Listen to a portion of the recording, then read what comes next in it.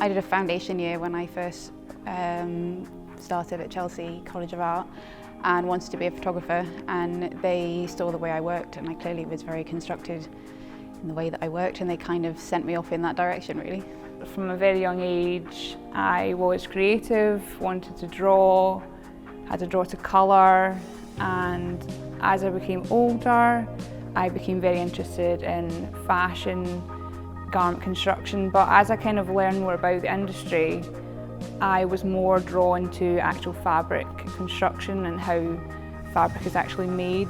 When I was at school I was going to drop art and design, and my parents said, why are you dropping the only subject that you actually like, doing business studies? And I said, I don't know why, I don't like all the non-creative, so it sort of developed, and which is when I discovered the love of pattern. I think textiles found me actually. I studied in a very traditional way where I did an arts foundation, and on the arts foundation you have a go at everything. And so I think it was sort of, it was something that I actually fell into really. I think textiles was my forte.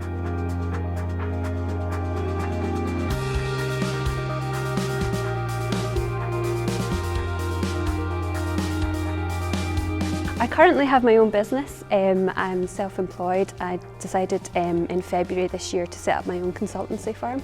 I specialise in knitwear design. My current role is senior textile designer at Johnsons of Elgin, which is a cashmere manufacturer based up in Scotland.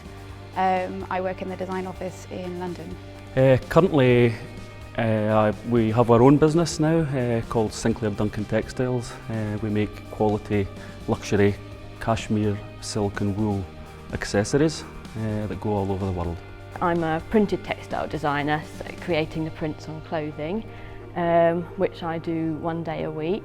And then my other 4 days are working with Emma Cower & Co, where I help create 2 printed design collections a year. I currently work with Emma Sewell, who is my work partner, and we've been together since 1990, and we design and produce woven scarves, cushions, blankets. I work in the industry as a designer for a company called Alex Begg & Co. We are a Scottish woven textiles company based in Ayr. I am one of 6 members in the design studio, and we have our own in-house collection called Begg & Co, which we design for.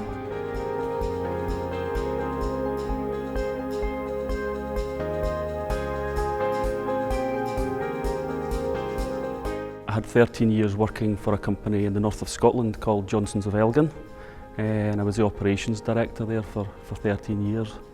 And so, you know, working through all the different departments in a vertical business was a very good, you know, learning curve for me, to understand dyeing, weaving, finishing, warehouse logistics, and held me in good stead for starting our own business. I started off as a freelance designer, and from that I made various contacts, one of which was Jane McCower from Emma Cower & Co. I started doing colourways for her and researching trends for her buying trips, which she then a year down the line said, would I like to try doing some sales, which is the driving around the country. I said yes, and it's grown from there to the 2 design collections a year and a large sales area.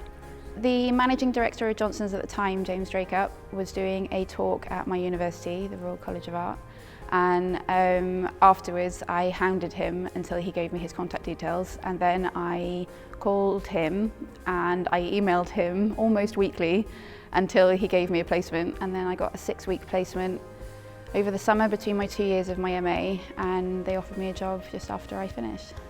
When we left college in 1990, there were no jobs. The industry was very, very lean. I wanted to go and work in a mill, and I ended up actually sharing a studio with Emma, graduating together. And through that, we actually began Wallace Sewell over a very, very long period of time. And we actually worked very closely with the Crafts Council, who helped us set up in business and helped us fund buying equipment and designing on hand looms, and then using the industry to produce our products.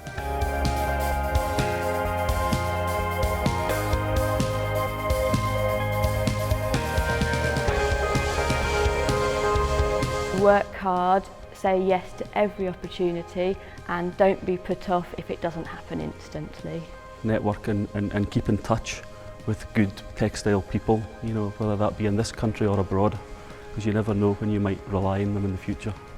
I think when you enter this industry you have to come in with a very open mind, and although you might start out thinking that you're going to be a designer, there's also a whole wealth of other roles in terms of, you know, there's technical roles, there's sales roles, there's wholesale, manufacturing, all these sorts of things encompass the textile industry. So I think to go in with an open mind and not pigeonhole yourself. I think I would never say no to anything. You know, when you come out, you've still got a lot to learn, and what you can learn from any job, whether it be a visual merchandising job, a small factory job, or working on your own, it's all things you can take away, and often one thing can lead to another.